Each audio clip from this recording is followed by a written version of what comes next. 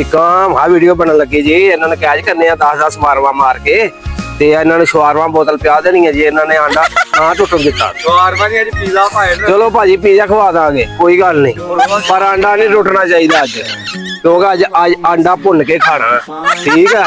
हाँ आंडा नहीं टुटना चाहिए, पिज़्ज़ा तुहानू खवा देना है ठीक है। 1 2 3 गो खा लो जी। वाह एक हो गया जो गिनी आना जो तुसी नाल नाल पिज़्ज़ा भी याद रखना जो। 2 वाह साडी बारी नहीं हो 3 वाह वाह तू अपनी जगह पे खड़ोता रह। 3 4 वाह वाह भाई वाह आज ते पिज़्ज़े नु तो पै गए नस नस के। 4 5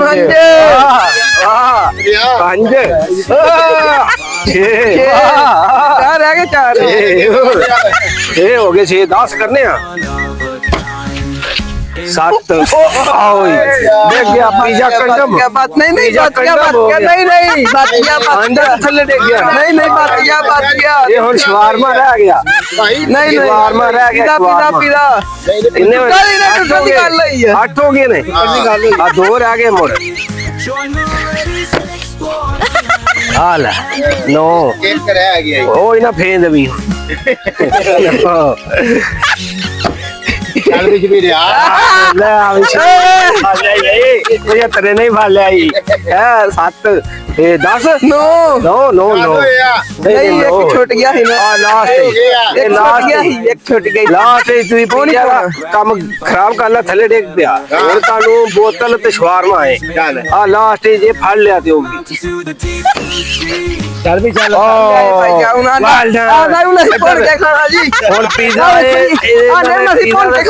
एक मिनट अंडे भी खा ले तुसी और पिज़्ज़ा इन्होंने जाया कर लिया एक थल्ले ना गिर गया है। नहीं नहीं नहीं गिर गया। और मेरी गाल सुनो और गाल सुनो मेरी शवारमा ना शवारमा ते बोतल तक याद नहीं नहीं मेरी गल ठीक है। आ 2 अंडे भी तुहानू नहीं गल समझो एक मिनट दी गल आ और लाइक सब्सक्राइब भी कर दो भैया सारे क्यों इन्हों सारे लाइक सब्सक्राइब करया करो लाइक सब्सक्राइब आवे क्यों ना तू क्या सिगल वाले क्या ना तू क्या लाइक सब्सक्राइब कर दे जनाब मेहरबानी शुक्रिया अल्लाह भाई शेयर भी कर दियो वीडियो दे विच और मेन लगदी